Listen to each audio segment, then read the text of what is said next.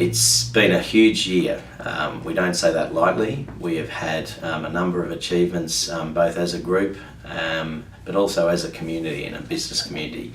Of course, probably one of the big highlights was our Access China trip, which we've got a recent post-survey data back from feedback of participants, which sees the business opportunity and export opportunity and investment of around $350 million in terms of direct business done by participants and delegates. We found that really exciting. That was our aim, was to get more interaction with that market, and we can only hope, or we only really will see that grow. We've been busy since we've come back. I think Wen in China in our Shanghai office is probably 5 times busier than she was before, which is great to hear, but also it really has made a big impact and a big statement up in that market about this region and the cluster of companies and our members. We're very excited about the recent DA application, or the development application that has been approved at Council for the dairy processing plant, which is being led by LAPRO. That dairy processing plant out at Wellcamp Industrial Park, right beside the runway, will be a big boost to the region in terms of a capability statement, but also for jobs. We're also in our 4th week of regular flights with Cathay Pacific going up to Hong Kong. They're arriving every Tuesday, getting loaded up with produce here. We're keeping a good eye on that. We've already done one event with Cathay around coordinating exporters and potential exporters for more business for that freight route. Obviously our intention is to grow that from one currently a week to multiple flights a week. So watch this space. Looking forward to 2017, we're pretty excited about innovation in the ag space. We've just been participants and speakers at a few conferences around the state and nationally.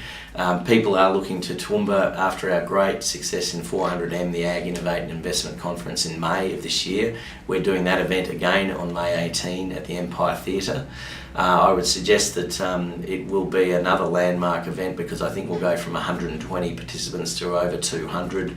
We'll see some very exciting, we've already got some very exciting ag tech projects lined up for that. We're doing a fair bit of work at the moment now on getting an investment community towards that. We'll also be at, talking about investment at Hong Kong. In the middle of Hong Kong, they have an Asian Deal Flow conference in the middle of January.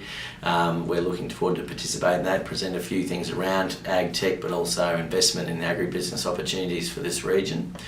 We'll also be doing a fair bit more work up in Shanghai because of the follow-on from the China trip. We're looking forward to seeing more and more overseas investment coming into this region. In terms of innovation, the FKG Whitmac Park and their Pulse Data Centre will be starting construction soon, if not started already. That will be a great boon for this community, and what the companies that it will bring to this community will be all pretty amazing. We can see there's more work going on in the inland rail. We see soil being turned over at Interlink and freight terminals out there at Charlton. The development application for the dairy processor that just got through council 2 weeks ago is another exciting development. It won't only mean new jobs to the region, but also it will mean a new capability that we can talk about in dairy. And I think that dairy's had a tough time over the past decade or so of deregulation in Queensland, but the overall macro picture for dairy is quite strong. Horticulture remains very strong. We know where beef's going. We've had that fantastic Oki beef event 2 weeks ago where the train from Quilpie with 880 odd head of cattle came in. There'll be another 28 of those next year. Another fantastic milestone for the region. It's sort of back to the future. I think it was 23 years since the last train came in. So to see that ramping up, it's a good era. Which leads into, I think in the late February, early March, we'll have our Transport and Logistics Symposium, or Mark II of that event. We had the first, you might remember, back in 2015. Again, bigger and better. It's becoming easier for us to attract a top-line audience and speakers. So I think that transport and logistics in this region, particularly around the ag space, is only set to grow and to revolutionise. We're pretty happy with where we're going to go with our exporter lunch. We had our first one back on in November on the 22nd to coincide with the first Cathay flight, with Cathay Pacific speaking. This is an invite-only event, but please get in touch with us if you're interested. The aim there is to get a group of exporters and potential exporters in the room with Cathay Pacific or another freight provider, just extending our links into Asia and to the world in terms of that export market, which we know is only going to grow.